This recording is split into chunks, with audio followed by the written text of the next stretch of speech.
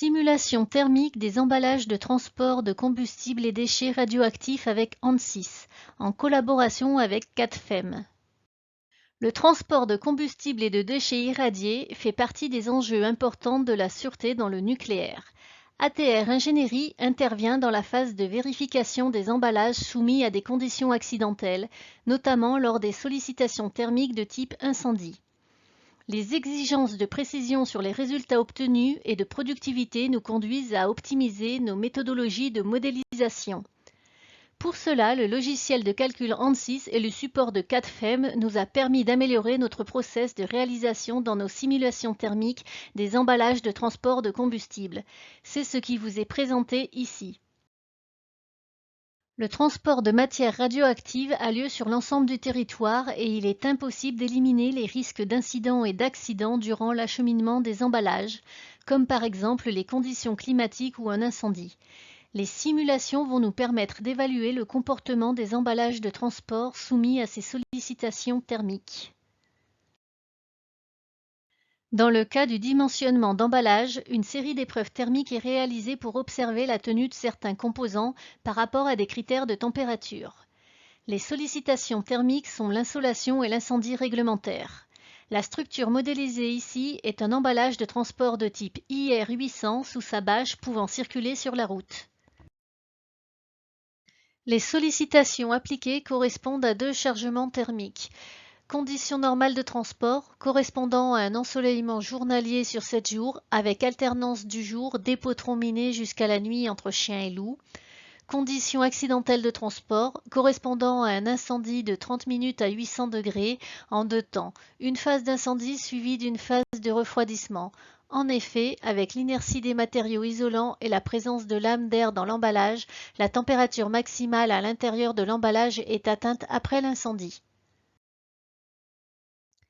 La modélisation au plus juste des échanges thermiques est essentielle pour la pertinence des résultats.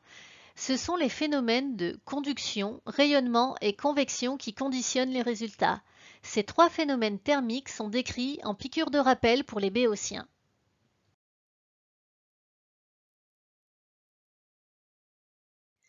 Conduction.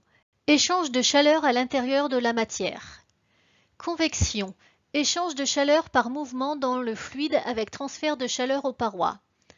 Rayonnement. Émission d'énergie sous forme d'un flux de chaleur entre deux parois séparées par un milieu transparent. La modélisation commence par la réalisation de la définition 3D de l'emballage type IR800 avec le logiciel SpaceClaim de la suite ANSYS. Le maillage et la mise en données sont réalisés via l'interface ANSYS Workbench. L'échange de chaleur dans les lames d'air fait intervenir les phénomènes de conduction et de rayonnement en face à face des parois. Ces échanges sont modélisés via une interface de contact et un insert de commande APDL avec le logiciel ANSYS Workbench. Dans la cavité de la bâche de transport, les échanges par convection sont pris en compte à l'aide d'une fonctionnalité ANSYS ACT. Le rayonnement entre les parois avec prise en compte des facteurs de vue est résolu à l'aide du solver Radiosity.